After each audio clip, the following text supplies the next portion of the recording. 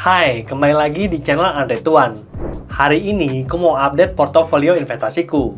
Jadi, kendaraan investasi atau instrumen investasi itu kan ada banyak banget. Mulai dari saham, peer-to-peer lending, deposito, bahkan kripto. Tiap kendaraan investasi itu punya karakteristik yang berbeda, sehingga cara pakainya juga berbeda. Untuk kebutuhan jangka pendek, bisa nabung di surat berharga negara atau deposito. Untuk kebutuhan jangka menengah, bisa nabung di peer-to-peer lending. Dan untuk kebutuhan jangka panjang, bisa nabung di saham atau mungkin kripto. Jadi, option atau pilihan untuk instrumen investasi itu ada banyak banget. Dan tentunya sebelum nyemplung, kita harus mempelajari satu persatu. Makanya, ada satu produk investasi yang namanya reksadana dan merupakan gabungan dari instrumen investasi tersebut. Minimal investmentnya juga murah, cukup 100.000 dan kamu udah bisa nabung reksadana. Di sini, kita dan para investor lainnya itu akan menitipkan uang ke manajer yang disebut manajer investasi. Kita bisa duduk dan mengawasi. Selanjutnya, seluruh uang yang terkumpul akan dikelola oleh manajer investasi dalam suatu portofolio dan dibelikan saham, obligasi, atau instrumen pasar uang. Jadi, semakin besar dana yang dikelola atau aset under management dari manajer investasi tersebut, artinya manajer investasi tersebut dipercaya oleh masyarakat. Berdasarkan data OJK, jumlah investasi reksadana saat ini mencapai 499 triliun. Dan salah 3 reksadana pasar uang dengan aset under management terbesar adalah Batavia Dana Kas Malaysia mengelola 11,3 triliun, Mandiri Investa Pasar Uang mengelola 10,4 triliun, dan Sukor Invest Money Market Fund mengelola 3,9 triliun. Walaupun begitu, tingkat kepercayaan masyarakat belum tentu berbanding lurus dengan hasil investasi di reksadana tersebut. Ada yang sesuai ekspektasi, ada yang di atas, tapi ada juga yang di bawah. Jadi, kamu perlu cek indikator lainnya lebih lanjut seperti kinerja, CAGR, drawdown, dan juga tingkat resiko. Dan berhubungan dengan risk profile serta tingkat resiko, ada 5 kategori reksadana. Reksadana pasar uang untuk resiko rendah, reksadana pendapatan tetap, dan reksadana campuran untuk tingkat resiko sedang, serta reksadana saham dan reksadana indeks untuk tingkat resiko tinggi.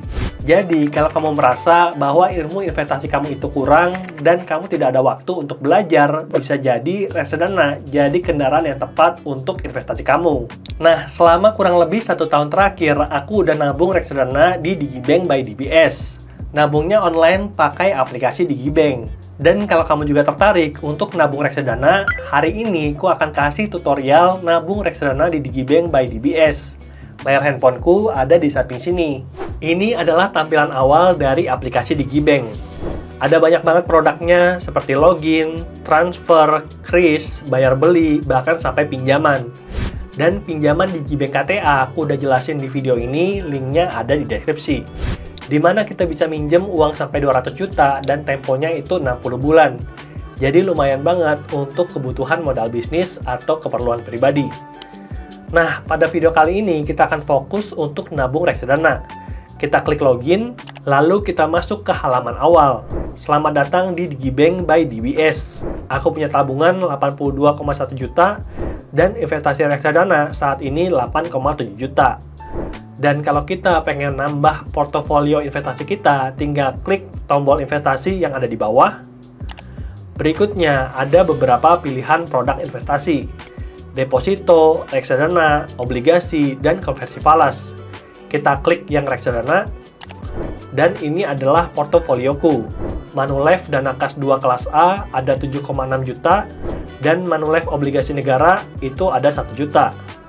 Lalu kita bisa klik tombol beli untuk menambah portofolio.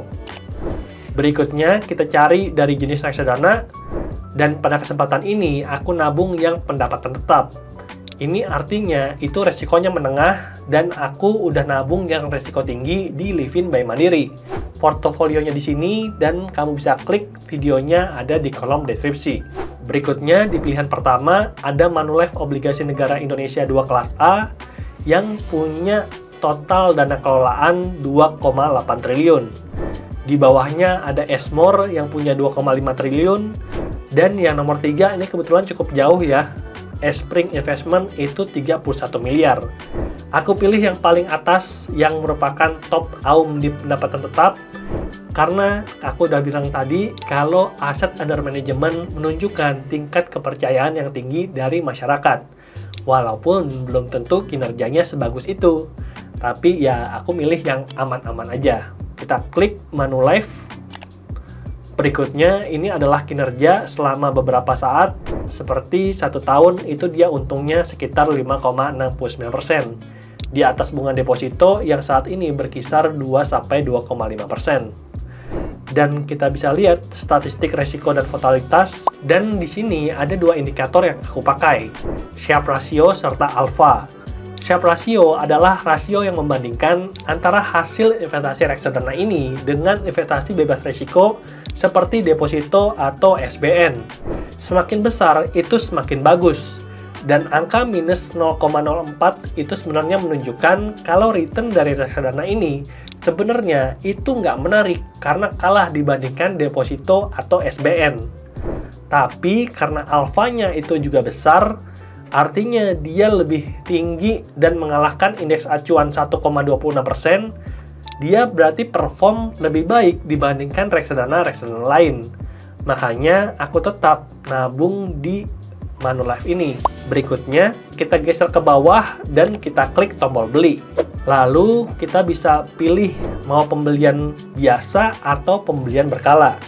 Kalau pembelian biasa itu cuma 1 kali, kalau pembelian berkala itu artinya nabung tiap bulan. Nah, aku pilih yang pembelian biasa karena uangnya tadi 80 jutaan, aku pengen pakai untuk bangun rumah ini. Masih banyak kebutuhan untuk ngisi rumah ini. Kayak pasang kanopi aja bisa 30 juta sendiri.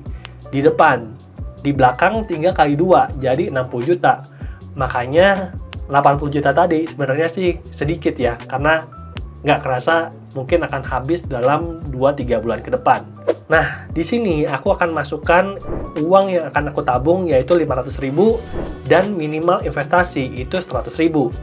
Makanya kita bisa jadikan reksadana sebagai investasi awal kalau kita punya uang atau modal yang minimal. Dan kita klik lanjut. Berikutnya ada tombol verifikasi. Dan kalau misalkan kita udah baca halaman verifikasi ini, kita klik konfirmasi. Dan kebetulan karena aku bikin video ini lewat dari jam 1 atau di luar hari bursa, maka transaksinya akan dilanjutkan otomatis pada nanti hari kerja dan sebelum jam 1. Oke, kita klik lanjut aja biar dia kerja secara otomatis. Berikutnya, permintaan telah diterima dan kita bisa lihat histori transaksi. Nah, kita bisa lihat Manulife obligasi negara Indonesia 2 kelas A itu sedang diproses dengan jumlah 500.000, di mana aku bikin transaksinya pada tanggal 13 Maret 2024. Oke, itu dia sedikit sharingku tentang investasi reksadana dan cara beli reksadana di Digibank by DBS. Ada banyak banget platform untuk investasi reksadana seperti Livin by Mandiri, Bibit atau Bareksa, dan kamu bisa pilih yang paling sesuai dengan preferensi kamu. Aku pribadi pilih Digibank karena aku udah banyak pakai produk dari Digibank seperti pinjaman, tabungan, dan juga falas. Dan kalau kamu pengen tahu update portofolio investasiku, bisa klik tombol subscribe dan nyalakan loncengnya. Dan jangan lupa juga untuk share videonya kepada teman-teman kamu yang ingin investasi untuk masa depan mereka. Sampai jumpa di video berikutnya. Bye!